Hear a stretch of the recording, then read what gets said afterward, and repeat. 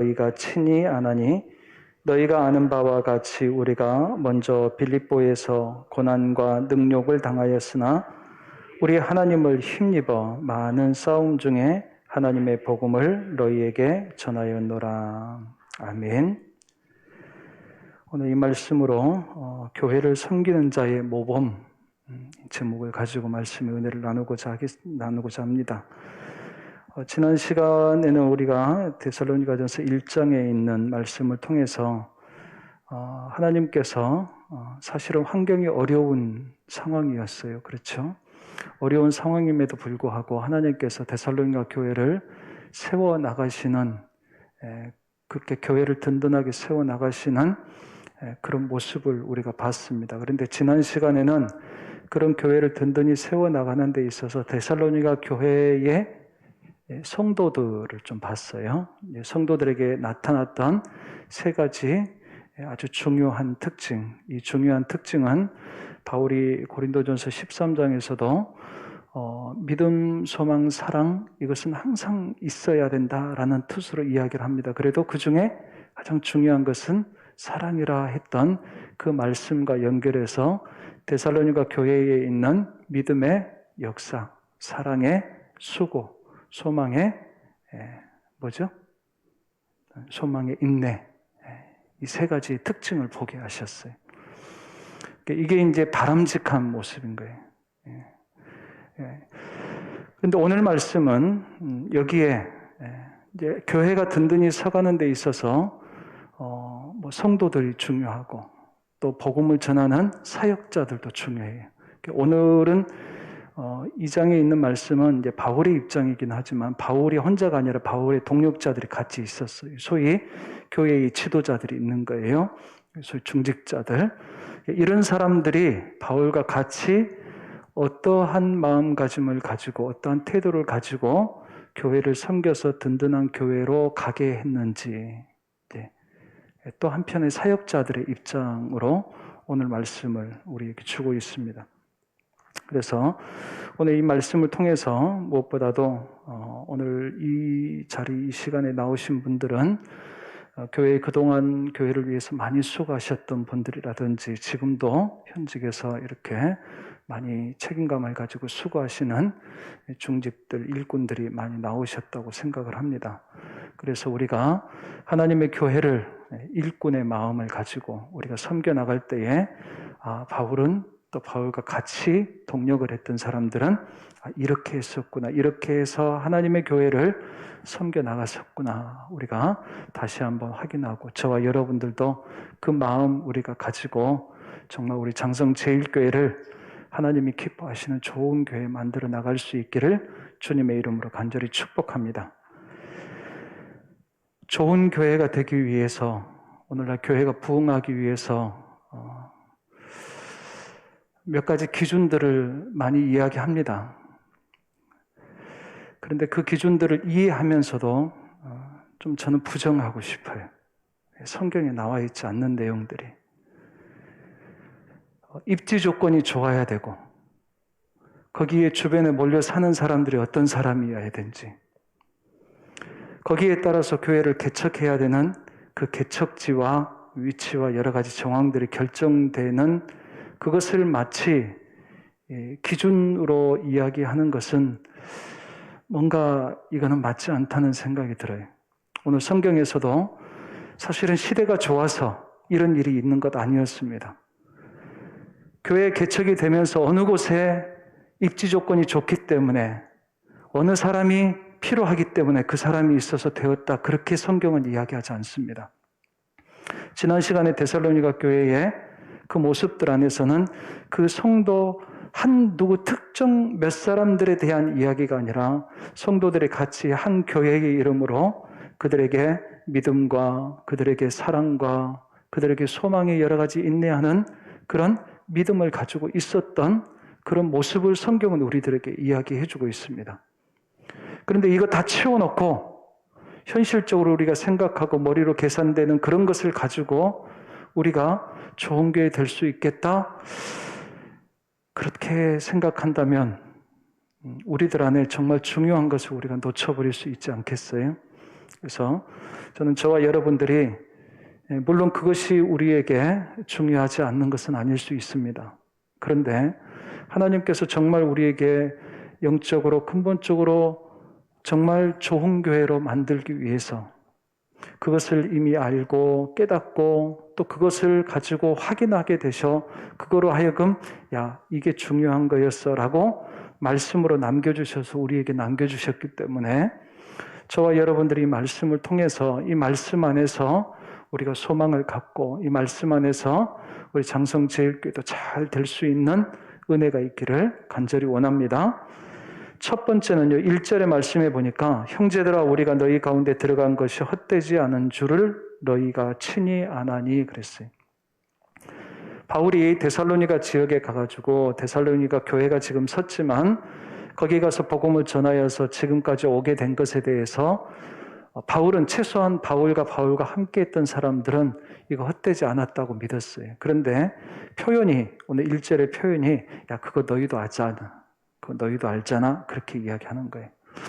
나도 물론 알지만 너희도 알잖아. 그렇게 이야기했어요. 로마서 11장 29절에 보면요. 하나님의 은사와 부르심에는 후회하심이 없느니라 그랬어요. 은사와 부르심이라고 하는 것은 하나님께서 교회를 세우는 데 있어서 굉장히 중요한 필요 조건입니다. 하나님께서 성도들을 부르시고 사역자들을 부르시고 또 그들에게 은사를 주어서 한 몸이 되게 하셔서 교회를 이루게 하시는 아주 중요한 교회가 서가는 데 있어서 중요한 조건들이에요. 그런데 여기에 대해서 하나님께서는 절대로 후회하지 않으신다는 거예요. 이 후회하지 않는다는 것은 하나님께서 부르심에 대해서 후회하지 않으실 뿐만 아니라 그 부르심이 한 번도 틀린 적이 없으시다는 뜻이에요. 저는 그래서 하나님의 말씀대로 뜻대로 되어진다고 한다면 교회는 반드시 소망이 있는 줄로 믿습니다.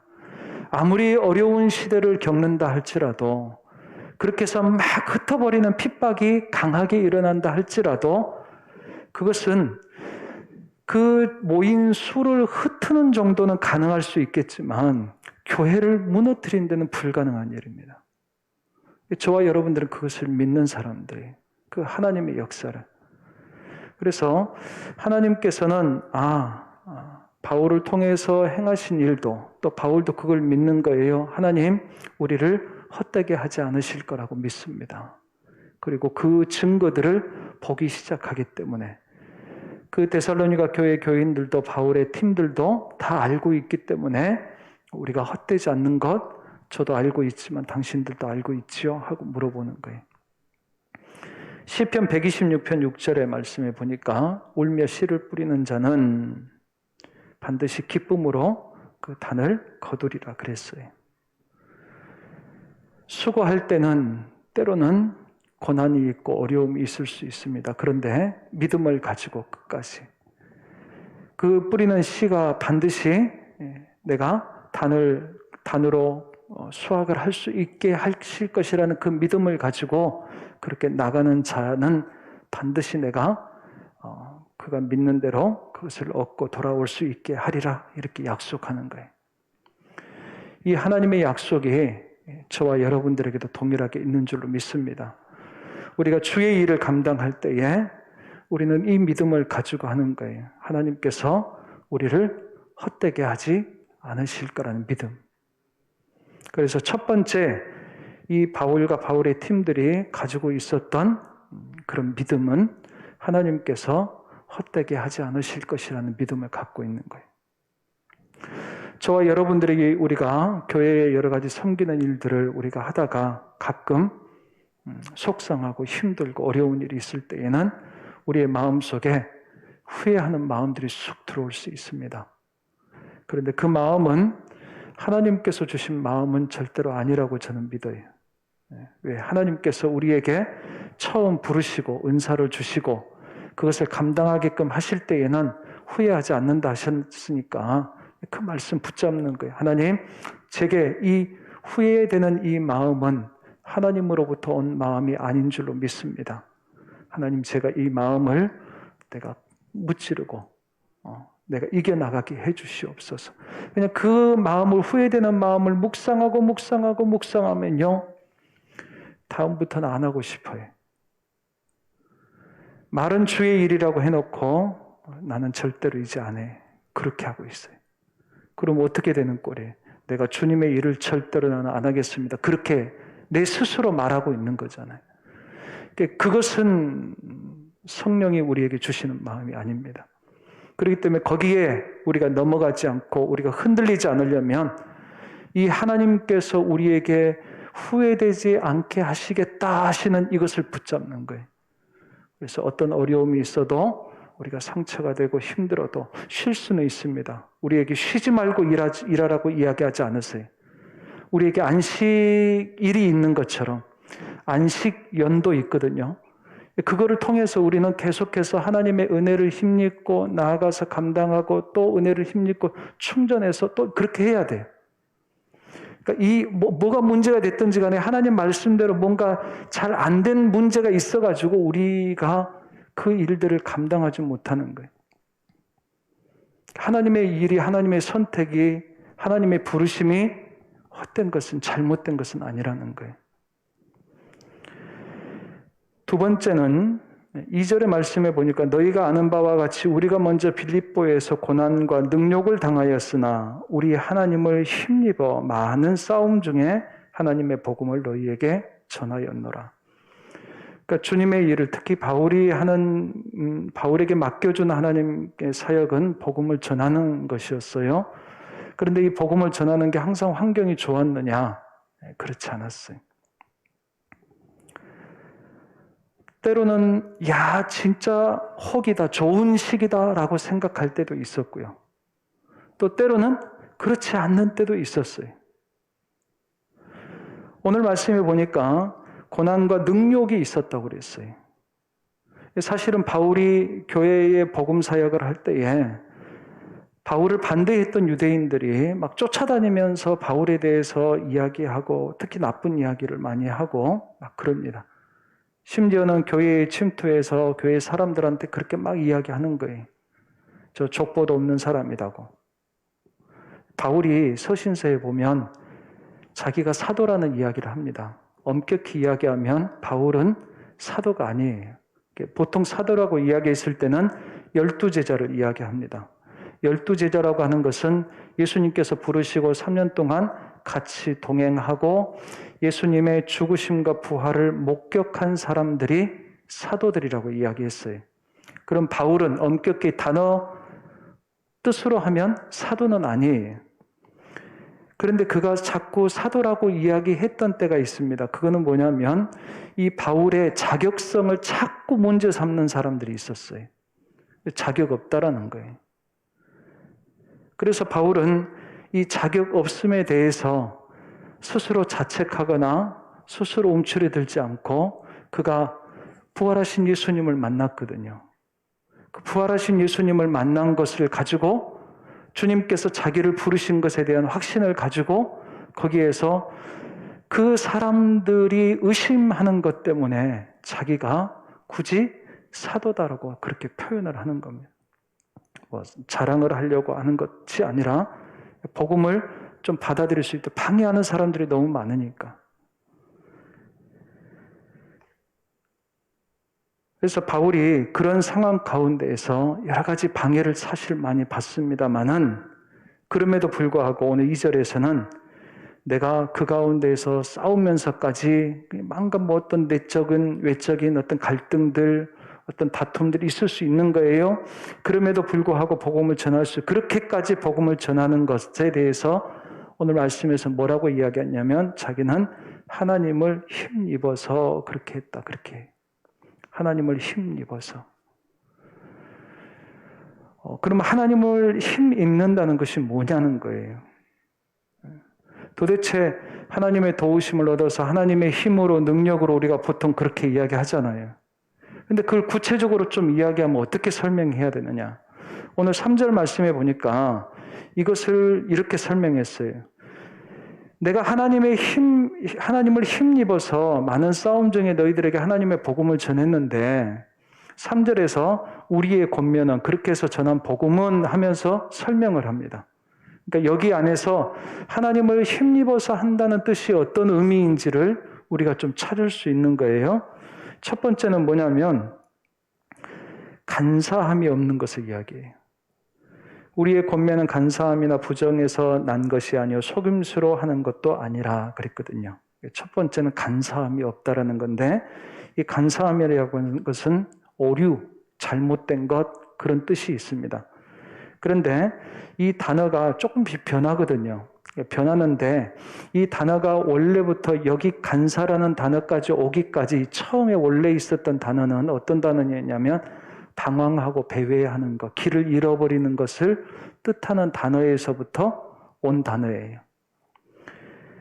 다시 말하면 바울의 가르침이 사람들은 이야기하는 거예요. 이 사람이 사람들을 속여가지고 야 너희들을 엉뚱한 길로 가게 하는 거야 라고 이야기하는 거예요. 그래서 바울은 나는 그렇게 간사함으로 복음을 전하지 않았습니다. 그렇게 이야기해요. 다시 말하면 당신들을 이 가르침을 통해서 방황하게 길을 잃어버리게 만들지 않았다라는 이야기예요. 그러면 그것은 확신만으로 갖고 가능한 일이냐? 그것은 아니에요. 누가복음 6장 39절에 보면 예수님께서 이렇게 말씀하신 적이 있어요. 눈 어두운 분들, 맹인이 맹인을 인도할 수 있겠느냐? 맹인이 맹인을 인도한다면 둘 다 구덩이에 빠지는 거예요. 길을 잃어버리는 거예요. 그래서 맹인이 맹인을 인도하지 않으려면 한 사람은 눈을 제대로 뜨고 제대로 봐야 돼요.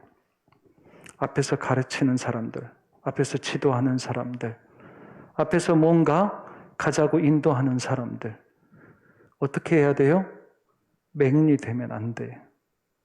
간사하지 않는다라고 하는 의미 안에는 그러한 의미가 있습니다. 바울이 내가 간사함으로 당신들에게 복음을 전하지 않으려고 나는 했습니다라고 하는 것에 뭐가 있냐면 나는 상대적으로 하나님의 뜻을 분명히 깨닫고 당신들에게 전하려고 저는 애썼습니다. 그런 이야기.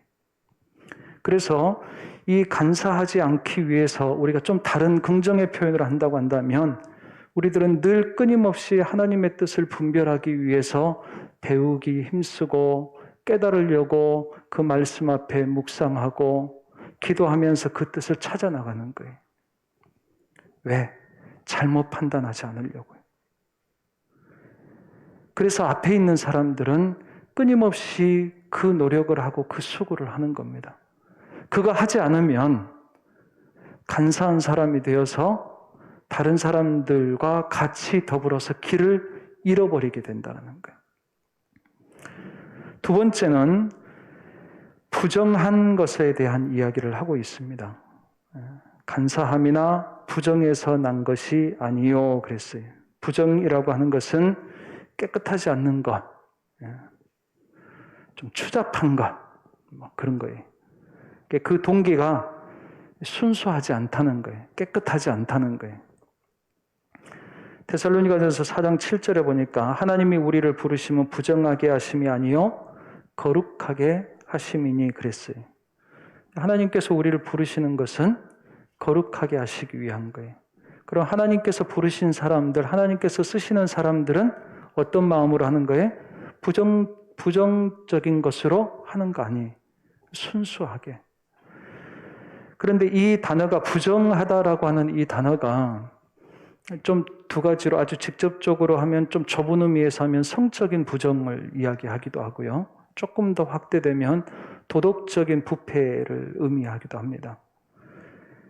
사이비 이단 종교에서도 나오는 특징이 바로 이러한 특징입니다. 그런데 이것이 교묘하게 무엇과 연결이 되냐 하면 거룩한 것을 마치 신성한 것으로 포장이 되는 작업들이 일어나요. 그것을 우리가 조심해야 돼요. 성경은 우리들에게 하나님의 뜻대로 의로워지는 것을 하나님과의 관계에서 규정을 합니다. 그러니까 하나님의 뜻이라는 게 중요합니다. 그런데 그것 안에 이미 우리가 상식적으로 생각하는 도덕성이 거기에 다 포함되어져 있어요. 그러니까 하나님의 뜻이 도덕적이다, 이것을 뭐 똑같이 도덕적인 게 하나님의 뜻, 이렇게 이야기할 수는 없는데 이 도덕적인 부분들도 이미 그 안에 포함되어져 있습니다. 성경을 자세히 보시면 성경은 상당히 우리들에게 이해가 될 수 있는 상황들이 거의 대부분입니다. 특별한 어떤 몇 가지의 어떤 그 깊은 의미를 봐야 되는 그런 상황이 가끔 있기는 하지만 보통적으로는 도덕적인 규범들을 다 포함하고 있습니다. 교회가 도덕적이어야 돼. 우리 그리스도인들이 도덕적이어야 돼. 지도자들이 이 도덕적인 부분에 있어서 가치 기준이 낮아버리면 안 된다는 거예요. 그래서 저와 여러분들은 오히려 그 부분에 있어서 수준이 사실은 더 높아야 돼요. 윤리적인 기준이 높아야 돼요. 지금 바울이 이야기하는 것은 이 부정한 것에서부터 나의 사역에 나오지 않은, 난 떳떳하다. 하나님 앞에서뿐만 아니라 사람들 앞에서도 내가 떳떳하다 이야기하는 것과 같은 의미입니다. 세 번째는 무엇을 이야기하냐면 속임수로 하는 것이 아니다, 그렇게 했어요. 속임수라고 하는 것은 여기에서는 마치 올가미를 이렇게 놓아서 잡기 위해서 그 미끼 같은 거 하나 더 끼워 넣는 거 있잖아요. 그것을 상징하는 단어예요. 한마디로 사기친다는 뜻입니다. 사기는 사기 당하는 사람들을 위해서 치는 거예요? 아니에요. 그 사람들을 뺏어먹는 거예요. 이것은 바울이 복음을 전하면서 이득을 취하지 않았다라는 뜻이에요. 사리사욕을 위해서 자기가 복음을 이용하지 않았다라는 거예요. 그러니까 이런 부분들이 사실은 그때 당시에 노골적으로 바울에게 도전했던, 바울을 공격했던 여러 가지 이유 중에 하나였어요. 너 그랬잖아, 너 그랬잖아, 그런 얘기. 그래서 이것은 어떻게 보면 바울이 자기 스스로를 자기의 팀과 사역들에 대해서 변론하는 것이기도 했지만 바울의 어떻게 보면 자존심이었어요. 하나님께서 나를 세우셨는데. 그래서 마지막에 우리가 4절의 말씀에 보니까 이렇게 이야기합니다. 오직 하나님께 옳게 여기심을 입어서 복음을 위탁받았으니 우리가 이와 같이 말함은 사람을 기쁘게 하려 함이 아니요 오직 우리 마음을 감찰하시는 하나님을 기쁘시게 하려 함이라 그랬어요. 그러니까 바울에는 사람이 안중에 없는 것은 아니에요. 사람이 귀하고 그들에게 복음을 전하라 해서 그들을 귀하게 바라보고 사랑하려고 하고 그들에게 정말 목숨 걸고 자기가 어려운 가운데서도 싸워가면서도 복음을 전하고 그렇게 했단 말이에요. 심지어는 이런저런 이야기 들을까 쉽지 않는 상황이었지만 그래도 그의 마음속에 기준이 있었어요. 하나님을 기쁘시게 한다. 하나님이 그에게 있어서는 더 크게 보였던 거예요. 저는 하나님을 위해서 일합니다. 그러니까 하나님이라고 하는 기준을 두고 그가 하나님이 나를 왜 그렇게 했느냐 했더니 그 전에 표현이 그래요. 하나님께서 옳게 여기심을 입었, 하나님께서 나를 옳게 여겨주셨다라는 거예요. 쉽게 이야기하면 나 믿어주셨다라는 거예요. 하나님이 나 믿어주시고 세워주셨는데, 나 믿어주시고 세워주셨는데 제가 그분 실망시키고 싶은 마음 없습니다. 저는 저와 여러분들이 우리가 다 교회에서 직분을 우리가 받을 때, 임명 받을 때에 다 하나님께서 주신 직분 그렇게 이야기합니다. 정말 그러세요? 하나님께서 주신 직분입니까? 아니면 내가 따먹어서 내가 쟁취해서 얻어낸 거예요? 하나님께서 주신 직분이기 때문에 우리가 이 직분을 감당할 때 제일 우리가 신경 써야 될 것은 뭐냐면 나를 믿어주셔서 나를 세우신 분을 실망시켜드리지 않겠다라고 하는 마음가짐이 바울에게는 있었어요. 저는 저와 여러분들이 그 마음 하나 탁 우리가 붙잡고 놓치지 않고 우리가 믿음 생활할 수 있다고 한다면 저는 저와 여러분들이 분명히 교회를 위해서도 하나님께서 귀하게 사용하실 뿐만 아니라 하나님께서도 저와 여러분들을 분명히 기뻐하실 줄로 믿습니다. 우리가 언젠가는 그분 앞에 갈 거거든요. 그분 앞에 가서 정산을 할 때에 착하고 충성된 종아 수고했다. 그렇게 우리에게 말씀하시는 주님의 음성을 듣는 저와 여러분들 되실 수 있기를 간절히 원합니다. 기회가 더 있다고 한다면 하나님께서 그런 자들에게 좀 더 맡기시더라고요. 그래서 저와 여러분들이 우리에게 감당하게 하시는 그 은혜를 따라서 우리가 살아가는 겁니다. 옳게 여겨주셨다라는 의미 안에 우리가 한 번쯤 새겨볼 만한 말씀이 있어서 추가로 좀 말씀을 드립니다.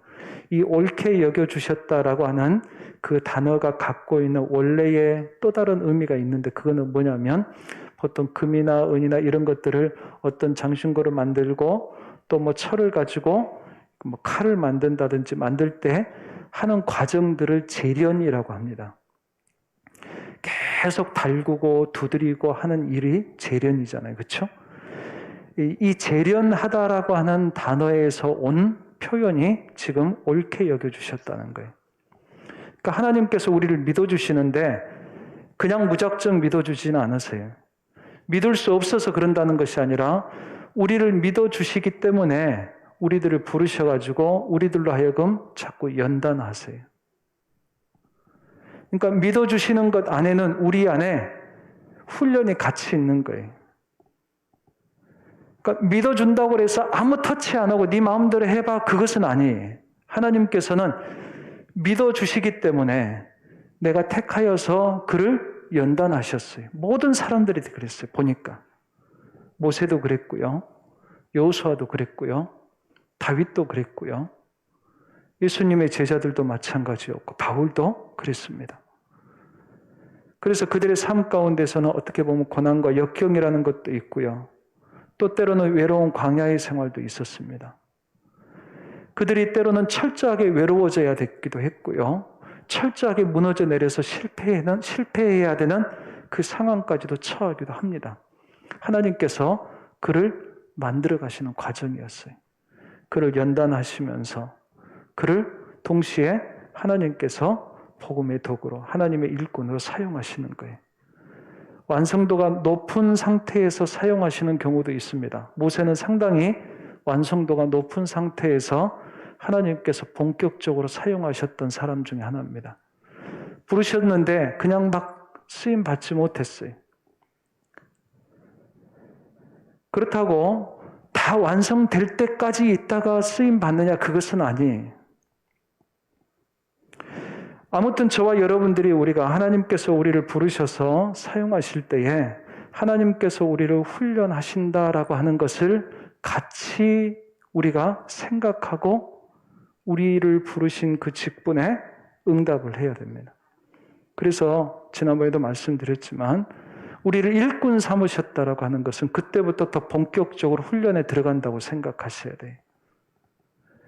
내가 됐기 때문에 예를 들면 저같이 목사가 됐기 때문에 이제는 훈련 필요 없고 네가 목사로 계속 이제 풀어먹고 살면 돼. 이게 아니라 네가 목사가 됐기 때문에 네가 더 이제는 연단되고 더 훈련되어서 이 사명 감당해야 돼.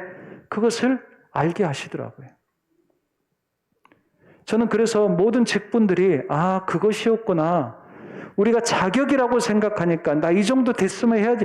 그렇게 생각하니까 우리의 상처도 있고 서운함도 있고 또 때로는 그것 때문에 교만함도 생기고 문제가 그것 때문에 그거 잘못 우리가 생각했구나 하는 거예요.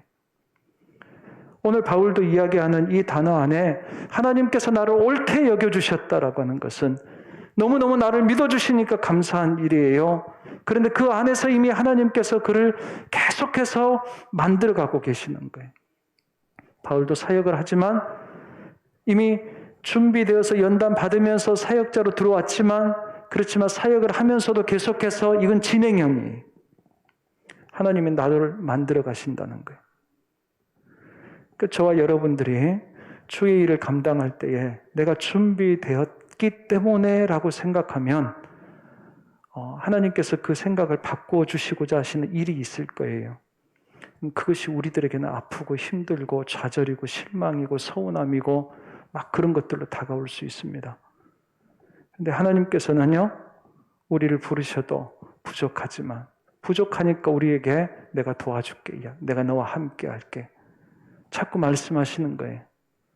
그러니 우리는 부족하지만 제가 연단 받으면서 훈련 받으면서 배우면서 공부하면서 그렇게 하겠습니다. 그런 마음가짐이 바람직하다는 거예요. 우리 바울은 그 마음을 잃어버리지 않으려고 생각했어요. 하나님이 그렇게 나를 믿어주시고 나를 연단하시면서 내게 복음을 맡겨주셨는데 제가 하나님이 기뻐하시는 모습대로 제가 감당하겠습니다 하는 그 마음가짐이 그들에게 있었다는 거예요.